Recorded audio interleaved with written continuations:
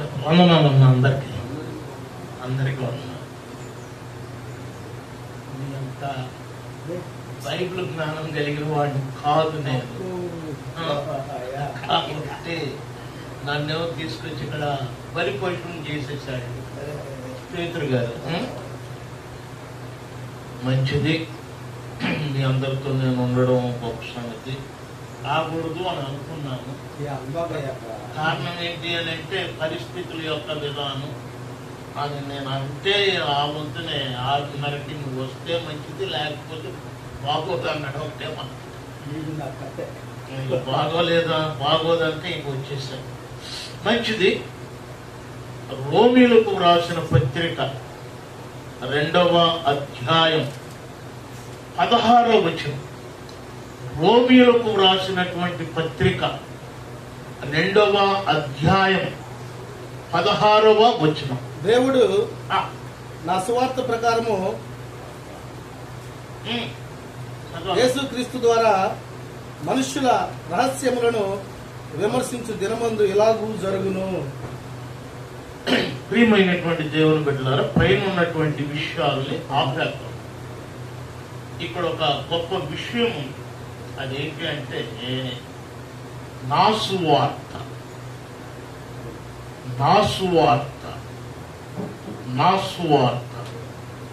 This is my gospel.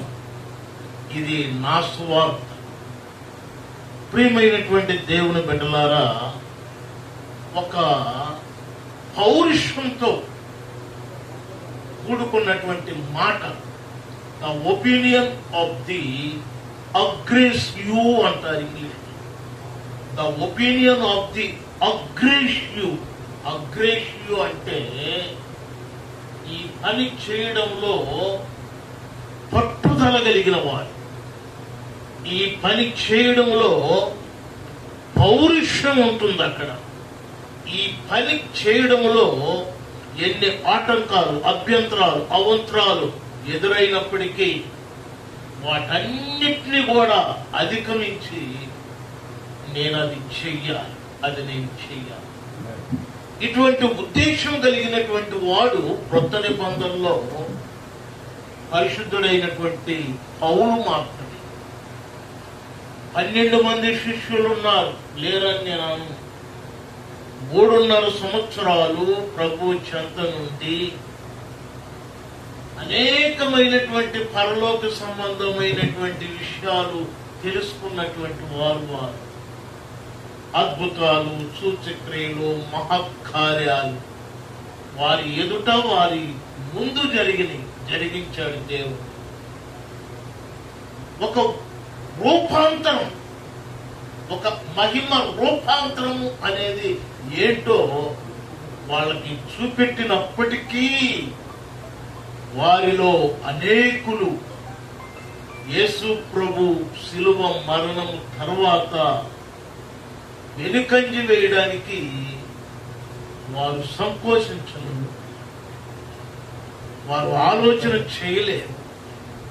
ప్రియమైనటువంటి దేవుని బిడ్డలారా, పేతురును తీసుకుంటే ప్రభు అంటున్నాడు, సాతానుడు నిన్ను జల్లించడానికి సిద్ధముగా ఉండగా, నీవు ఈ త్రోవలో నుండి వైదొలిగిపోవడానికి సిద్ధముగా ఉండగా, పేతురు, నేను నీ గురించి విజ్ఞాపన చేశాను, నీ గురించి నేను ప్రార్థన చేశాను. హల్లెలూయా, హల్లెలూయా. మరి ఇస్కరియోతు యూదా గురించి మనం చెప్పుకున్నప్పుడు అతని యొక్క విధానం ఏంటో, ఏం చేశాడో, ఏమైపోయాడో అనేవన్నీ కూడా మనకి విదితమే, ఇంకేం చెప్పక్కర్లేదు. పరిస్థితి అది ఆయింది. మరి దిదుమానబడినటువంటి తోమా సంగతి ఏంటి? దిదుమానబడినటువంటి తోమా సంగతి, ఇతడు కూడా పేతురు కంటే కొద్దిగా ఒక పావల తక్కువ దుడుకోడు. ఒక పావల, 30 ఏమో పేతురు గారైతే ఒక పావల అంటే ఒక పావల భాగం దుడుకోడు. ప్రతి మాటకి నీకోసమే జీవిస్తాం, నీకోసమే చనిపోతాం, ఈ మాటలు అన్ని కూడా. కానీ ఒక సందర్భం రాగా ఆయన యొక్క గాయముల్లో నేను ఏం పెట్టాలంట? గాయాల్లో వేలు పెడితే ఎట్లా ఉంటది? ఒకసారి బాధ పెట్టారు రోమన్స్, ఒకసారి బాధ పెట్టారు, సిలువ వేశారు, చేతుల్లో 6 అంగుళాలు మేకు గుచ్చారు, 2 కాళ్ళల్లో 9 అంగుళాలు మేకు గుచ్చారు. ఈ గాయాలు ఇంకా మానలా. ఇప్పటికి 8వ రోజే అయింది యేసు ప్రభు లేచి. అయితే ఆయన గాయాల్లో వేలు పెట్టాలి నేను. మరి ఆయన డొక్కలో ఏం పెడతాడంట? చేయి పెడతాడు కదా. ప్రియమైనటువంటి దేవుడు పెట్టున్నాడు. ఏమంటాడు ప్రభు? అవిశ్వాసుని కాక విశ్వాసువై. ఈ విధంగా గాని వచ్చి యేసు ప్రభు తోమాను గాని బలపరచకపోయినట్లయితే he went back his old life. He went back his old life. అంటే అక్కడ పాత జీవితానికి అక్కడ వెళ్ళిపోయి ఉండేవాడు. ప్రియమైనటువంటి దేవుని బిడ్డలారా, ఈ శ్రేష్టమైనటువంటి సమయంలో అటువంటి వాడు కాదు ఈ పౌలు. ఏదో వాళ్ళని తీసేశారని మాట్లాడవాక అనుకోవాకండి. తర్వాత వాళ్ళు గొప్ప సేవ చేశారు. యేసు ప్రభు కొరకే అతసాక్షులు అయిపోయారు. కానీ నేనంటాను, in my opinion, in the scripture, నా యొక్క అభిప్రాయం ఏంటంటే ఈ 12 మంది చాలరు ఈ మహనీయుడైనటువంటి పౌలు. హల్లెలూయా.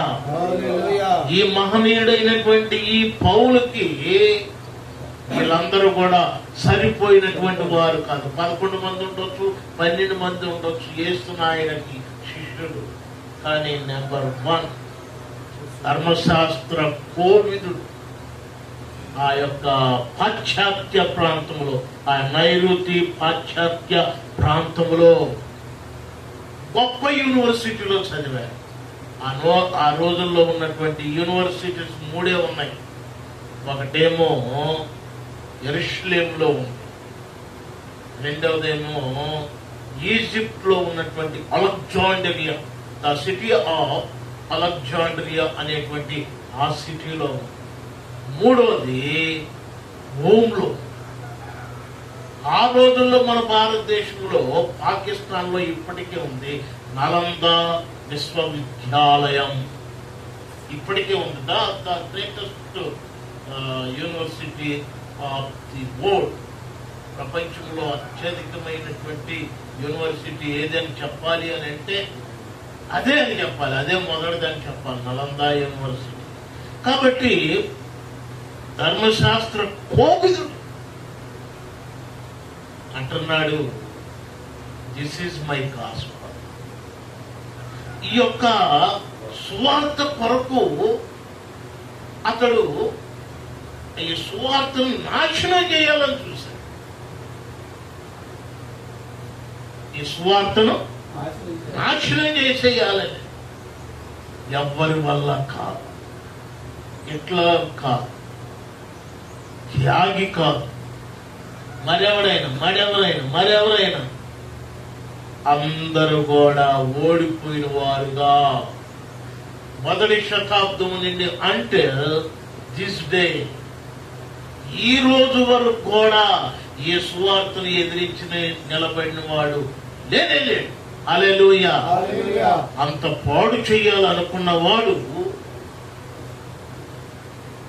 మొదటి శతాబ్దం 44వ సంవత్సరం, క్రీస్తు శకం అంటాం, క్రీస్తు శకం 44వ సంవత్సరంలో భుజాన్ని వేసుకున్నాడు. హల్లెలూయా. దేన్ని వేసుకున్నాడు? స్వార్థను వేసుకున్నాడు భుజం మీద. హల్లెలూయా.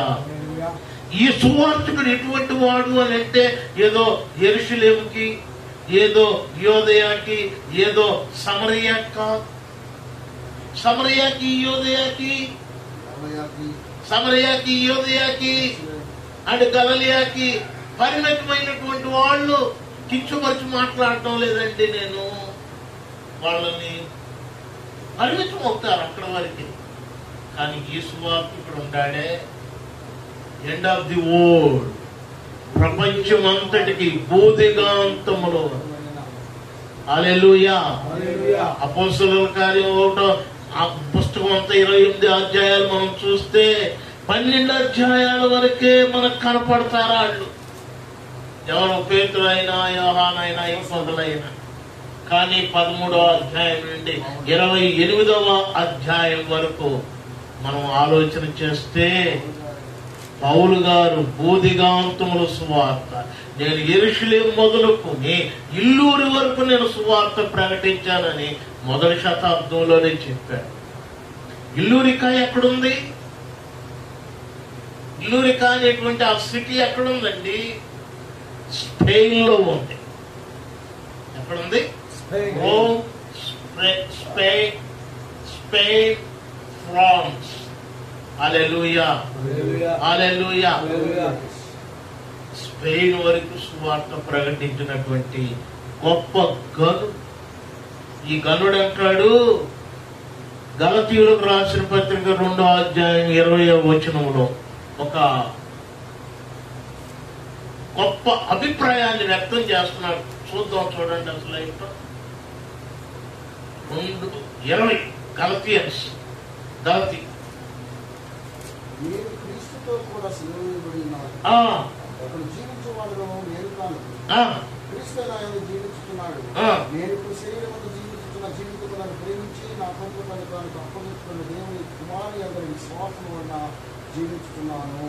నన్ను ప్రేమించాడు మొట్టమొదటిగా ఆయన. హల్లెలూయా. నన్ను ప్రేమించాడు. ఎటువంటి వాడిని ప్రేమించాడు? ఎటువంటి వాడిని ప్రేమించాడు? మొదటి తిమోతియులకు రాసిన పత్రిక 1వ అధ్యాయం 15వ వచనం.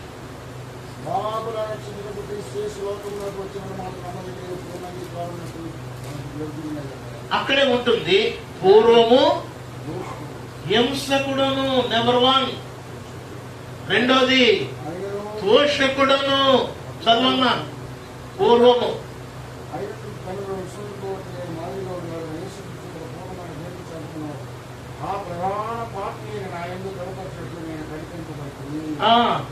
పూర్వము హింసకుడును. ఆగన్నా ఇంకా. పూర్వము హింసకుడును, పోషకుడును, హానికరుడను. నెంబర్ 1 ఏంటి? ఎటువంటి వాడు? పోషకుడు. రెండోది హింసకుడు. మూడోది ఎవరు కాని చేస్తాడు ఇతను? ధర్మశాస్త్రాన్ని భుజాన్ని వేసుకుంటాడు. ధర్మశాస్త్రం అప్పటికి చనిపోవడానికి సిద్ధంగా ఉంది. చనిపోవడానికి సిద్ధంగా ఉంది, ఆరిపోవడానికి సిద్ధంగా ఉంది. ఏంటది? ధర్మశాస్త్రము. ధర్మశాస్త్రము పరిశుద్ధుడైనటువంటి పౌలు మేదేసుకుంటే తర్వాత కాలంలో అంటాడు అది మహిమ తగ్గిపోతుంది దాన్ని. హల్లెలూయా. ధర్మశాస్త్రం మహిమ తగ్గిపోతుంది అంటే ఇది యోధులు ఊరుకుంటారా?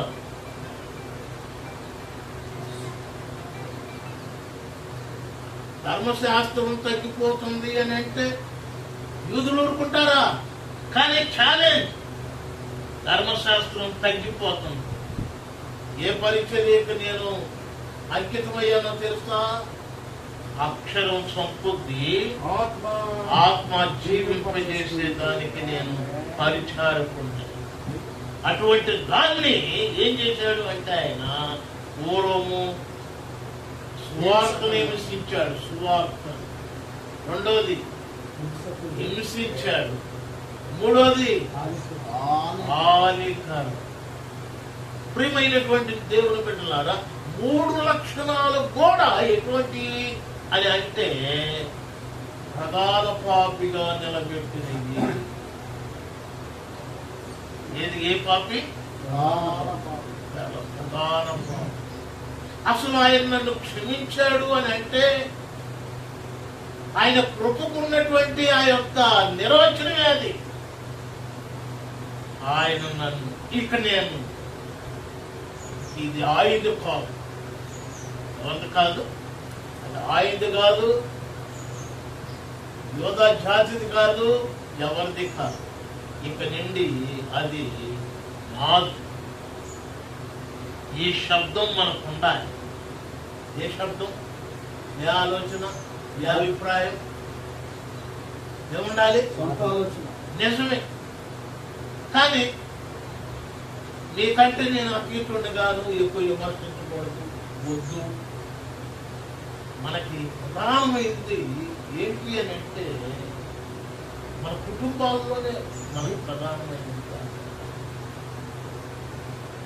అదేమనంటే అనొచ్చేమో ఆయనే ఉందండి, భార్యని వెళ్ళిపోయింది, ఇంకేమి లేదు, దేవుడి కొరకే జీవిస్తాడులేండి అని అంటామేమో. సాధు సుందర్ సింగ్ అయ్య గారు ఏముందండి, పెళ్లి పెట్టాకులు లేవు, దేవుడి కోసం జీవించాడు అంటామేమో. కానీ వాగ్దాన యుగంలో దేవుని యొక్క సువార్తను ప్రకటించినటువంటి అబ్రహాము కుటుంబీకుడే. హల్లెలూయా. వాగ్దాన యుగంలో కుటుంబీకుడే. ధర్మశాస్త్ర యుగంలో గొప్పవాడైనటువంటి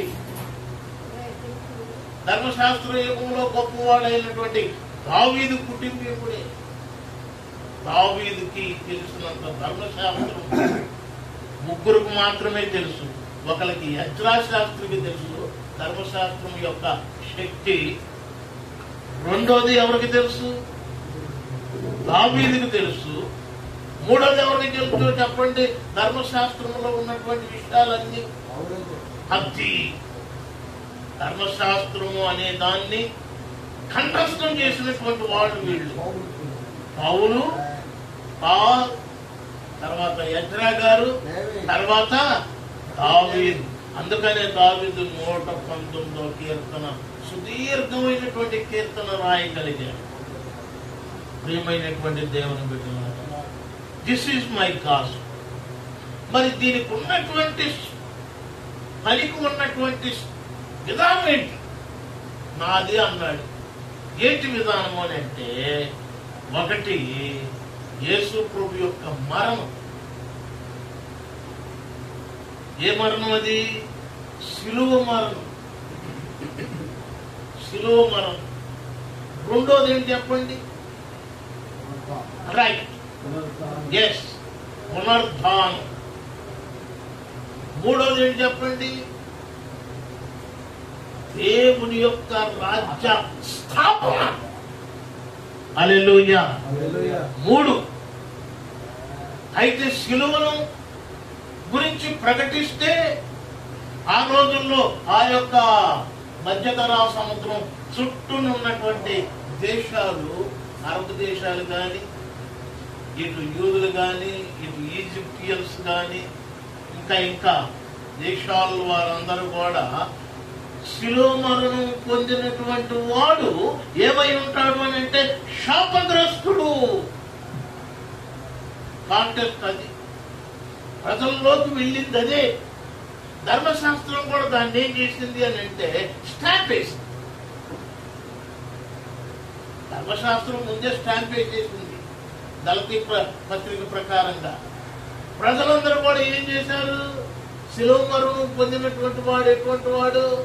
శాపగ్రస్తుడు. శాపగ్రస్తుడైనటువంటి వాడి గురించి అసలు ఏం ప్రకటిస్తాం? బరబ్బా గురించి నువ్వు నేను ప్రకటిస్తామండి. బరబ్బా గురించి ప్రకటించాలి. మరి ఏం ప్రకటిస్తాం మనం? దావూదు, ఇబ్రాహిం గురించి చెప్పాలి మనం గొప్పగా. ఏం చెబుతాం వాడి గురించి? బరబ్బా గురించి కానీ, దావీదు, ఇబ్రాహిం గురించి కానీ, మరి ఇంకెవరి గురించి ఆయన చెప్పాలి అంటే ఏం చెబుతాం వాళ్ళ గురించి? వాళ్ళు ఎటువంటి వాళ్ళు? ప్రపంచాన్ని పీడించేటువంటి మనుషులు. కానీ భుజాన్ని వేసుకున్నాడు. ఏం ప్రకటిస్తాడంట? శిలువ మరణం ప్రకటిస్తాడు. మరి శిలువ మరణం ప్రకటిస్తే శిలువ ఏమై ఉన్నది? శాపగ్రస్తమైంది. శాపగ్రస్తమైన దాన్ని తీసుకెళ్తాడు ఆ ప్రజల్లోకి. మరి మనమేం తీసుకెళ్తాం ఈ పూట? మన నిత్యమైన సేవేగా, మరి ఏం తీసుకెళ్దాం చెప్పండి ఒకసారి. నేను ముగించేస్తాను, వెళ్ళిపోదాం. ఏం తీసుకుని వెళ్దాం ప్రజల్లో? మరి సువార్తలో ఉన్నటువంటి ఆ విషయాలు ఒకటి శాపగ్రస్తమైంది కదా. శాపగ్రస్తమైంది ఎట్లాగా ఉంది? ప్రియమైనటువంటి దేవుడు, అది శాపగ్రస్తమైందే. కానీ 3 రోజులు మాత్రమే ఆగింది. 3వ దినం అయిపోగానే ఏమైందంటే విజయం విజయం విజయం విజయం. Hallelujah. The death of the symbolic cross అనేది ఒక వస్తువు మాత్రమే, కానీ పునరుద్ధానం చాలా ఏం చేశారంటే అంతే. ఎవడు కూడా లేడు ప్రపంచం, ఎవడు కూడా. అరిస్టాటిల్ కాదు, ప్లేటో కాదు, సాక్రటీస్ కాదు, ఇందిరాగాంధీ కాదు, ఎన్టీ రామారావు కాదు. అందరూ కూడా ఇక్కడికి వచ్చేటప్పటికి బలాదూర్ అలాదూర్. ఏదో బలాదూర్ అంటే ఏంటంటే, నేను హిందీలో మాట్లాడాను కొద్దిగా. బలాదూర్ అంటే ఏంటి? వీళ్ళందరూ సవటలని అర్థం. హల్లెలూయా. ఇక్కడ మాట్లాడవచ్చులే, అంటే ఓపెన్ దాంట్లో మాట్లాడారు. ఎవరో బలాదూర్ అంటున్నాడని వచ్చి అంటారు ఇక్కడ. కాబట్టి పర్వాలే, ఈ 4 గోడల మధ్య బలాదూర్ పునరుద్ధానుడు అయ్యాడు. పునరుద్ధానుడు అవ్వడము అని అంటే క్షయమైన దాన్ని అక్షయతలోనికి నడిపించడం, మర్త్యమైన దాన్ని అమర్త్యములోనికి నడిపించడం. హల్లెలూయా. ఇది పునరుద్ధానం అంటే. ఈ పునరుద్ధానమే కానీ లేకపోయినట్లయితే పుట్టాడు, చనిపోయాడు, అయిపోయిందంతా, ఇక లేదు, అక్కడి వరకే ఆ ఘట్టం. కానీ ఈ రోజు కూడా ఆయన గురించి మనం ప్రకటన చేయగలిగినటువంటి బలం కలిగిన వారు అయ్యాము అని అంటే పునరుద్ధానమే. హల్లెలూయా, హల్లెలూయా. పునరుద్ధానమే. పునరుద్ధానంలో ఇచ్చినది ఏమిటి అని అంటే దేవుని యొక్క రాజ్యములో ఉండడానికి ఆయన ప్రథమ ఫలముగా పునరుద్ధానుడయ్యాడు. అది ప్రకటిస్తున్నాడండి కొరింథీయులకి. అకయా ప్రాంతంలో, అకయా ప్రాంతం గురించి మీరు ఏమనుకోకుండా ఉంటే ఒక మాట, మరి నన్ను తీసుకెళ్లి చాటారనుకోండి, నేను బలి చెప్పుకోవచ్చు. కానీ ఎక్కడ నుంచి వినయ్ కుమార్ ఎక్కడ అంటున్నాడు అని అంటే మాత్రం చాలా తేడాలు వచ్చాయి. ఎంత తేడాలు వస్తాయి అంటే భయంకరమైన తేడాలు వస్తాయి. ఆ అకయా ప్రాంతం మధ్యధరా సముద్రం ఒడ్డులో ఉంటుంది, పడమటి భాగంలో. అన్నిట్లో గొప్పదే, అన్నిట్లో ప్రపంచము యొక్క అవాంఛనీయ, నేను ఆ పదాలు వాడలేక ఈ పదం వాడతాను, నాకే భయం వేసి ఊరుకున్నాను. ప్రపంచంలో ఉన్నటువంటి ప్రతి అవాంఛనీయమైన కార్యము అక్కడ ఉంది. ఎక్కడుంది? ఎఫెసులో ఉందంటారు మనోళ్ళు, ఎఫెసులో ఉందంటారు, లేకపోతే గ్రీసులో ఉంది అని అంటారు.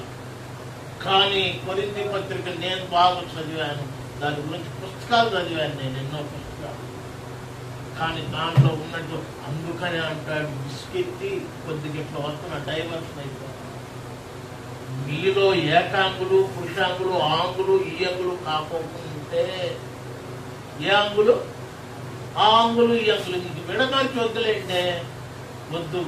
కాపోకుండా ఉంటే దేవుడు రాజ్యం మీదేనాయా. ఒకవేళ మీ ఉన్నాయి చివరిలో రాస్తాడు కన్నీటితో, మీరు భ్రష్టులు కాని ఎడల మీకు పరలోక రాజ్యం ఉంటుంది. కంక్లూడ్ వర్క్ 2 కొరింథీ పత్రిక 13వ అధ్యాయంలో ఉంటుంది.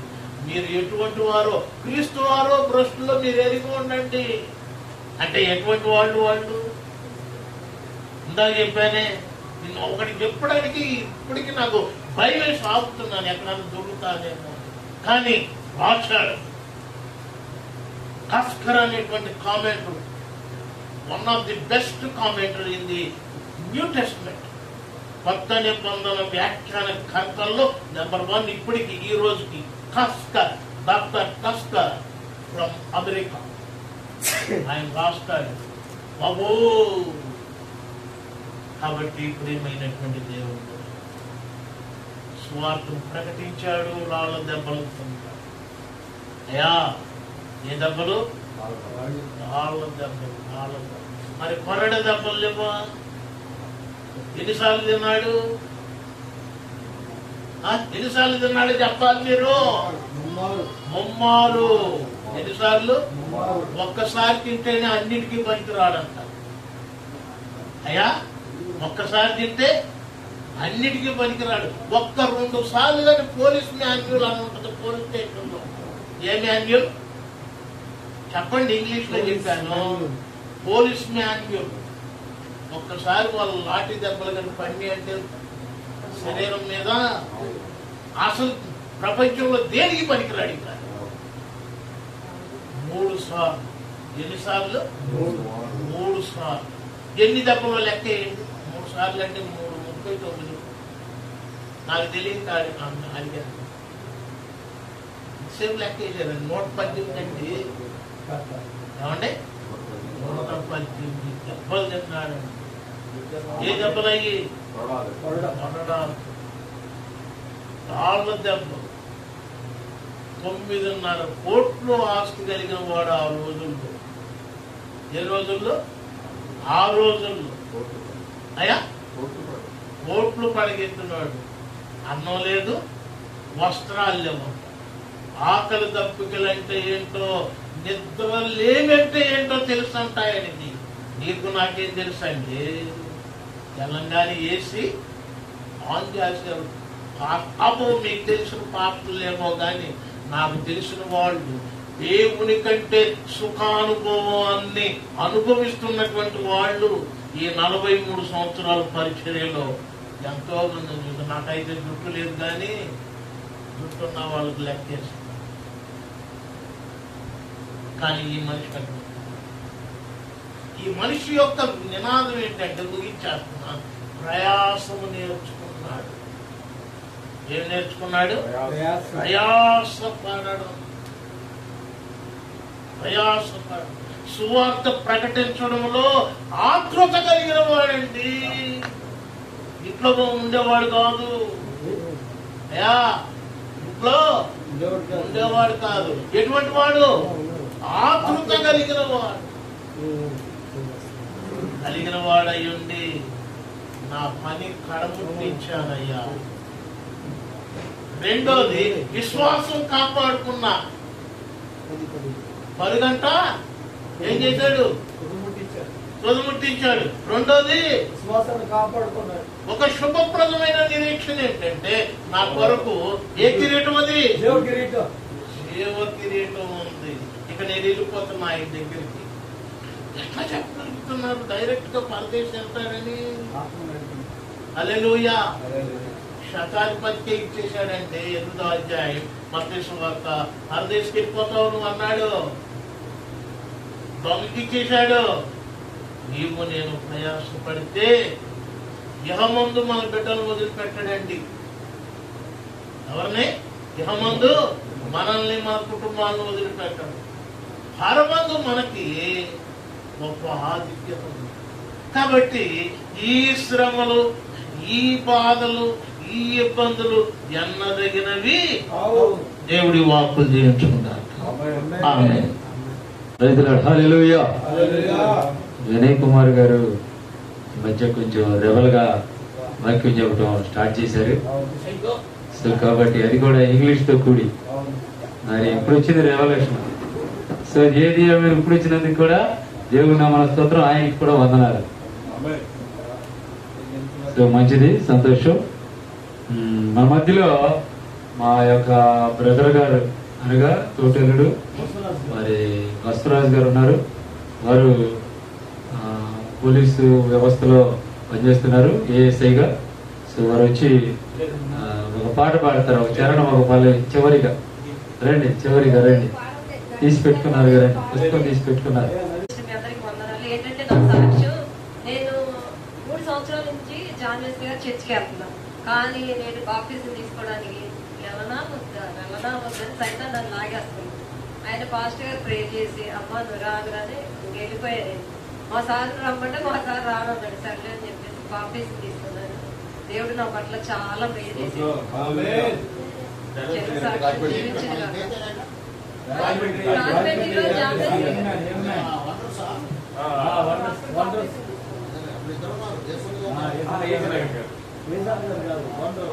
Bible Wonders International School.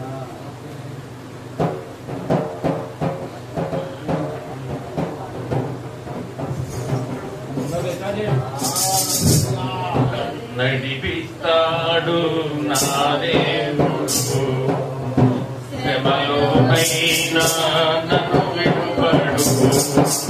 నడిపిస్తాడు నా దేవుడు, శ్రమలోనైనా నన్ను విడువడు. అడుగులు తడబడినా అలసటపై పడినా, అడుగులు తడబడినా అలసటపై పడినా, చేయి పట్టి వెన్ను తట్టి చక్కని ఆలోచన చెప్పి, చేయి పట్టి వెన్ను తట్టి చక్కని ఆలోచన చెప్పి, నడిపిస్తాడు నా దేవుడు, శ్రమలోనైనా నన్ను విడువడు. నడిపిస్తాడు నా దేవుడు, శ్రమలోనైనా నన్ను విడువడు. అంధకారమే దాని మోసినా, నిందలే నన్ను కృంగదీసినా, అంధకారమే దాని మోసినా, నిందలే నన్ను కృంగదీసినా, తన చిత్తము నెరవేరుస్తాడు, గమ్యం వరకు నన్ను చేరుస్తాడు. తన చిత్తము నెరవేరుస్తాడు, గమ్యం వరకు నన్ను చేరుస్తాడు. నడిపిస్తాడు నా దేవుడు, శ్రమలోనైనా నన్ను విడువడు. నడిపిస్తాడు నా దేవుడు, శ్రమలోనైనా నన్ను విడువడు. కష్టాల కొలిమి కాల్చివేసిన, శోకాల గుండెను చీల్చివేసిన, కష్టాల కొలిమి కాల్చివేసిన, శోకాల గుండెను చీల్చివేసిన, తన చిత్తము నెరవేరుస్తాడు, గమ్యం వరకు నన్ను చేరుస్తాడు. తన చిత్తం నెరవేరుస్తాడు, గమ్యం వరకు నన్ను చేరుస్తాడు. నడిపిస్తాడు నా దేవుడు, శ్రమలోనైనా నన్ను విడువడు. నడిపిస్తాడు నా దేవుడు, శ్రమలోనైనా నన్ను విడువడు. నా కలిపి కరిగిపోయినా, నా యొక్క బలిని జరిగిపోయినా, పోయినా, నా యొక్క బలిని జరిగిపోయినా, తన చిత్తం నెరవేరుస్తాడు, గమ్యం వరకు నన్ను చేరుస్తాడు.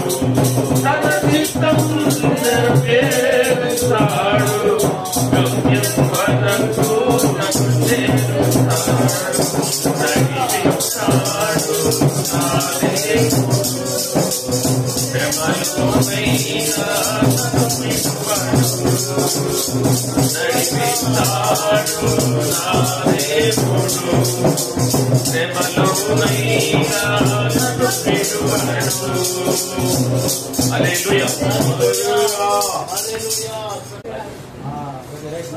ప్రార్థన చేసుకుందామండి. మహాపరిశుద్ధుడా, పరలోకపు తండ్రి, గొప్ప దేవ, మీకు వందనాలు, స్తోత్రాలు, స్తుతులు తెలియపరుస్తున్నాం తండ్రి. ఇటు రీతిగానైనా ప్రభా, ఏప్రిల్ మాసం అయినా తండ్రి, ఈ చివరి దినమునైనా ప్రభు 30వ తారీఖున ప్రాతకాలపు ప్రార్థన మీకు మహిమాతకరంగా మీరు జరిగించిన విధానం బట్టి స్తోత్రాలు తండ్రి. ఇదిగో మీ సన్నిధిలో చేసిన ప్రార్థన మీరు ఆలకించారు. పాడిన పాటల ద్వారా మీరు మహిమ పొందుకున్నారు. నీ శ్రేష్టమైనటువంటి మాటలు నాయన తండ్రి, వినయ్ కుమార్ గారి ద్వారా మీరు మాతో మాట్లాడి ఉన్నారు తండ్రి. ఇదిగో తండ్రి, మీ యొక్క సువార్త విషయంలో తండ్రి మేము ఆలోచన కలిగి ఉండి బహుబలముగా సువార్త చేయడానికి మీరు మాకు కృప దయచేయమని ప్రార్థిస్తున్నాము తండ్రి. మాకున్నటువంటి ప్రతి సమస్యలు మీరు ఎరిగి ఉన్నారు. సమస్తము సమస్యలు తీసివేయమని ప్రార్థిస్తూ, ఇదిగో తండ్రి, మీ సన్నిధిలో ఇటు రీతిగా కూడినటువంటి ప్రతి సేవకుడిని పేరు పేరున మీరు దీవించండి, ఆశీర్వదించండి. వారి కుటుంబాన్ని మీరు దీవించండి, వారి పరీక్షని మీరు దీవించండి. వారి రాకపోకల్లో కుటుంబ పరంగా, ఆర్థిక పరంగా, సమస్త విషయాల్లో మీరు సహాయం దయచేయండి. ఆరోగ్యపరంగా మీరు తోడుగుండి బలపరచమని ప్రార్థిస్తున్నాం. ప్రాముఖ్యంగా ఈ స్థానిక సంఘ కాపరి గారు పేటర్ అన్న గారిని బట్టి ఆయన తండ్రి ప్రార్థిస్తున్నాము తండ్రి.